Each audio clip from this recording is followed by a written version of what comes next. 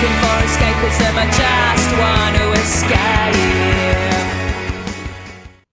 Welcome back to my disembodied voice. Well, we reached the end of our 3-course dinner of psychological defence mechanisms, so without further ado, let's crack on and make a start. Now, if you haven't seen the other 2 videos, then please do, as without them, you won't see the depth of what I'm going into, as I'm only going to touch on what defence mechanisms are in this prologue, as I've already detailed them in part 1 and part 2.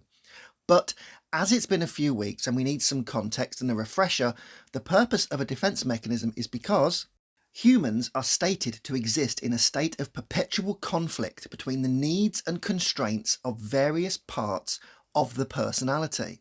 So, therefore, we can endure, but we cannot escape. Therefore, when we are under pressure, we can exhibit something called the vicissitudes of instincts. This means the transformation of the personality and expression of behaviour as a form of psychological symptoms. Okay, brief catch-up done. Like I said, if you want more in-depth stuff, go back to part 1 and part 2. But if you're still watching and you've seen those, this is now our final dive into psychological defence mechanisms, and we begin with rationalisation. An explanation for behaviour is constructed after the fact to justify one's actions in the eyes of the self or others.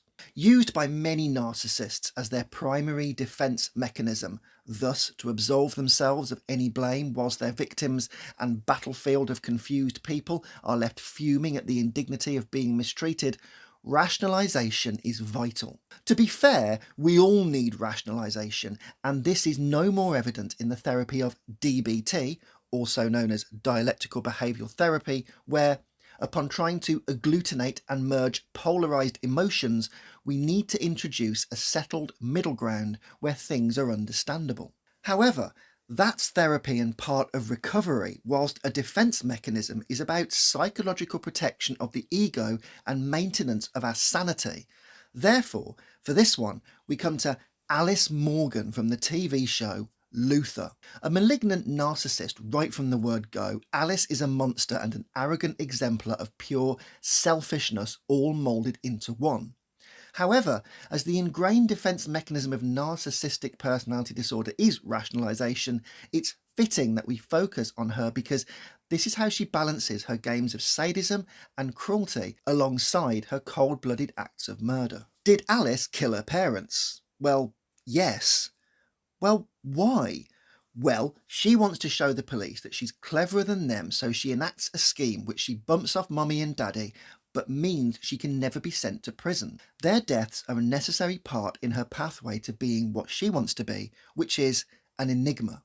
She gets Mark North beaten up and nearly costs John Luther his job, and also by doing this nearly lets another serial killer get away, but this is just to prove a point and also to investigate whether Zoe Luther does love her ex-husband.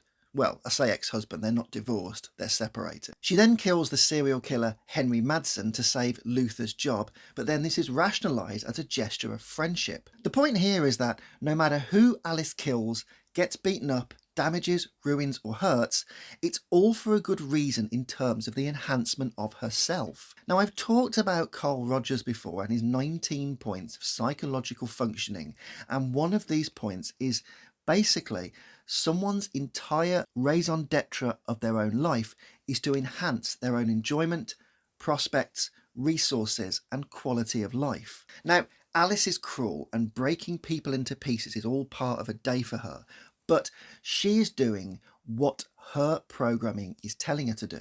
It's building her up in terms of prestige, power, control and accolade. However, the fact that she chooses to do this by murder, blackmail and other facets of deceit which she knows are wrong, even if she can't feel what's wrong. Alice couldn't do all of these cruel things unless she was able to rationalise the devastation of people's lives as necessary to her own. People are pawns and they play a part in her life. So, to remain impassive to the destruction and be able to slaughter people in cold blood, any cognitive dissonance or conflicts are placed into the singular state of, this needs to be done for me. It's necessary. Don't worry about it. It's what's needed to be done. All rationalised facets to improve herself. In other words, she rationalises horror into banality, and this enables her to keep on ruining lives. Fascinated by John Luther and clearly falling in love with him slowly, Alice turns his life upside down and ruins part of his life just because she's curious. And when Luther loses his temper, shouts at her, explains that this is wrong, can't you see what you're doing? She's very impassive, very calm, and it's all done with rationalisation of, because I can, because I'm interested. Why not? Therefore, any cognitive dissonance is rationalised and, therefore, maintains the internal structures of the personality. Next one, reaction formation. Unacceptable thoughts or impulses are contained by adopting a position that expresses the direct opposite.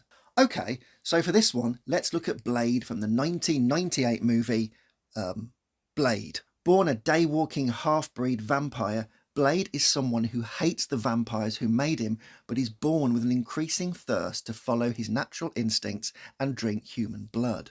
However, by a combination of Whistler's serum and channeling his focus into killing vampires, he stops himself. However, the real reaction formation is when he tries to kill Mr. Crispy in the hospital, but Dr. Karen gets bitten. Blade knows that Karen will become a vampire and he will have to kill her later, but due to having a fight with his conscience and a vision of his mother, he saves Karen and takes her back to the base. This annoys Whistler, and him and Blade both debate what he is doing. Now, despite Karen becoming a vampire, and despite giving away his location, and despite his loathing of vampires and the fact that he knows he will more than likely be able to save her, he cannot walk away, so takes her home and injects her with a liquid, which is a thing that does a thing and stops the infection if it's used in time. It's one of the things in Blade that's very clever. Vampires are kind of an infection of the blood rather than something supernatural. The point here is that, like his thirst, which requires a painful procedure of serum, he channels his unacceptable thoughts and impulses to feed into wiping out vampires. He hates vampires, so his innate impulses and thoughts to drink a human's blood are all channeled into the direct opposite of killing humans, and this is killing vampires. So rather than become a murderer of people, he goes and targets the infection that made him.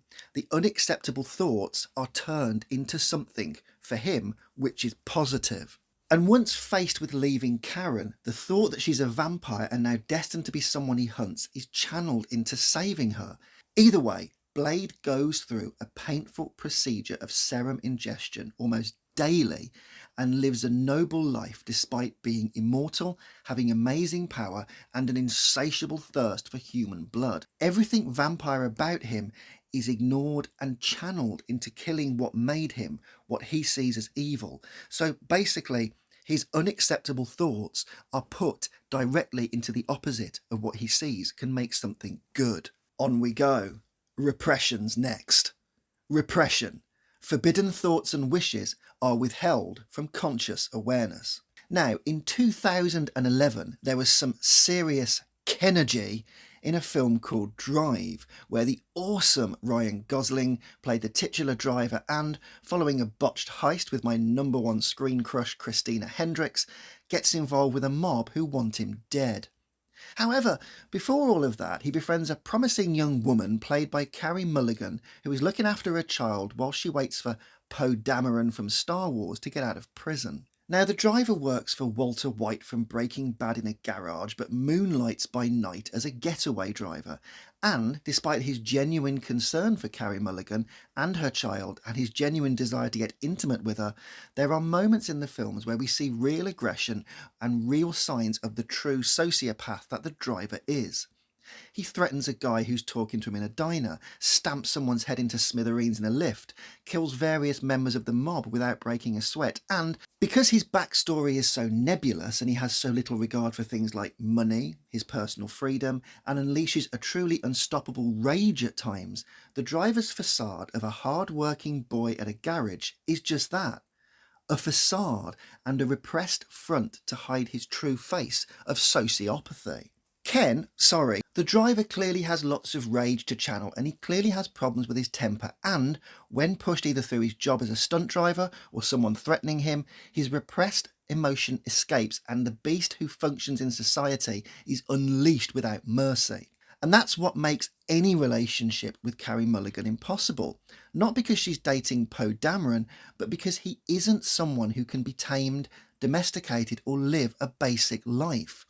He needs adrenaline, excitement, and most of all, he represses his true demeanour, but it's always going to seep through because his garage life and looking after Carey Mulligan is repression, and aggression and anger is his true self. You can even see his awkwardness when he's eating dinner or helping Mulligan in her apartment. Yes, she's helping him develop. She's something positive in his life, but deep down, he isn't a normal person in that sense, and repression cannot be contained forever. If you haven't seen Drive, you really have to. Like I said, it's a brilliant film, and Gosling delivers some serious, and I'm sorry about this, Kenergy. On we go. Splitting.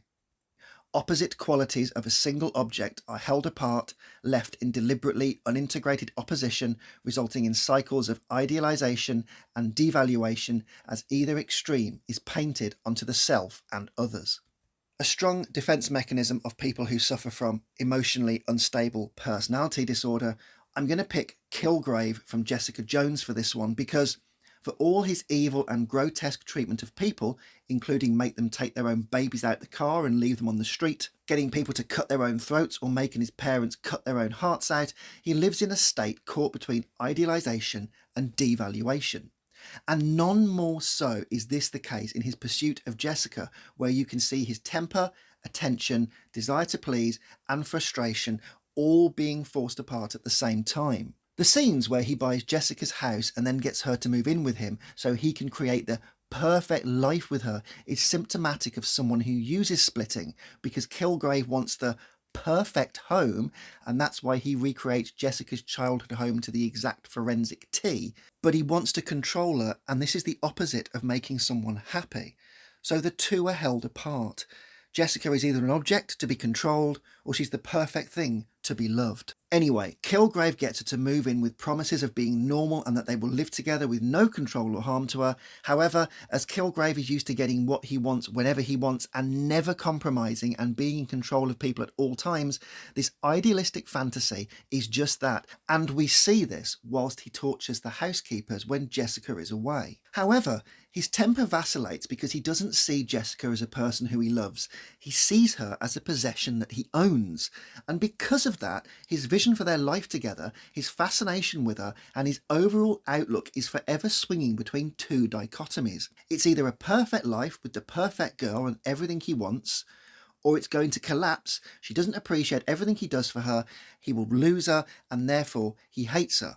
It's the exact kind of dichotomies that many domestic abusers are caught in as they go between beating the loved one because they represent something evil, and then reparations as they see someone as something they love and want to make it all better. Kilgrave isn't interested in love. He's interested in control and having the one person who his mind control cannot control. So he builds the perfect life and the perfect home for his perfect girl, but if at any point she wasn't grateful or withholds the sex he ultimately wants, she would become the object of his wrath. Kilgrave has the mind of a child, yet he's a monster and also a personality disordered miscreant who treats people like they are turds. However, he puts all his eggs in one basket and decides Jessica will be his possession, but throughout their short cohabitation, his temper is just that, short, and he merely finds his perfect fantasy frustrated by the reality of Jessica not being what he wants. He doesn't love Jessica in terms of a reciprocal relationship. He wants to own her, have the perfect life, and should this not plan out at any point, she'll just become an object of frustration and become all bad and face the wrath of disappointing his fantasy. Kilgrave only has eyes for himself and is obsessed with Jessica Jones, but obsession is not love and control is not love. It's making things perfect, which things can never be, as there are always ups, downs, rows and problems, and this is why Jessica Jones will go from idealisation to devaluation in a heartbeat. It's also worth noting that Jessica is immune to his mind control. Kilgrave is aware of this. Jessica doesn't find out till later on in the series, and that's another reason why Kilgrave wants her. The one thing he can't have, this childlike brain who wants something he can't have, even though he can have anything else he wants. No, I want that one. I want that one that I can't have. That's the whole point of his mind. So, because he can't control her and she won't do whatever he says, he engages in this fight to own her and possess her. But again, she remains in these two states of either the ideal object or the devalued object, and never in between. Anyway, let's move on to sublimation. Unacceptable emotions are diffused by being channeled into socially acceptable behaviours. And we're going to stay with Jessica Jones for this one, partly because it was one of my favourite TV shows, and also because of how she deals with her trauma of Kilgrave. When we meet Jessica in season 1, she's fresh out of a relationship with Kilgrave and dealing with all the sexual assaults, control, coercion, and mental torture he inflicted. Now free of his mind control and assuming he is dead, she throws herself into becoming a private investigator because, well, she's gifted and strong, so she can use her strength and kind of jumping/flight thing to her advantage, but also this means she can make some money, and she freelances her work out to Trinity from the Matrix, who's a lawyer, and gives her money to find dirt on her clients. The point is, and we're going to look at her PI work and what she is doing when we meet her more than every other instant in the series. Now, Jessica has had a hard life. Orphaned, experimented on, and living with Trish, and been a bit of a car crash before she meets Kilgrave, who then uses and abuses her. So, to deal with the trauma of being what is heavily implied as repeatedly raped whilst under Kilgrave's control, she works hard at her tawdry PI business, despite the fact that she's drunk through most of it, getting into grubby one-night stands and generally being mean to everyone she meets. However, she does have a heart of gold and, in a way, helping people and righting wrongs does help her with guilt, and fixing Hope Schlottman, who the latest Kilgrave victim, means all her rage, guilt and disgust, as she has the self-esteem of a turd, improves despite sometimes doing seedy work. She sleeps with Luke Cage after she was the one that killed his wife, which means her guilt over that is lost via meshing with someone who is equally and emotionally broken, and she starts her relationship with him based upon lies. Basically, where Jessica Jones could lash out, destroy people, destroy property, or use her power for nefarious purposes, she decides to use them for private investigating, partly to make a living, but also because she's desperate to do something good because of how dirty she feels. Take her concerted efforts to get Malcolm clean from drugs, or to be kind to the weirdo who lives upstairs, and her guilt that Kilgrave slaughtering him creates in her, and also how she tries to make up for killing Luke Cage's girlfriend by becoming his partner,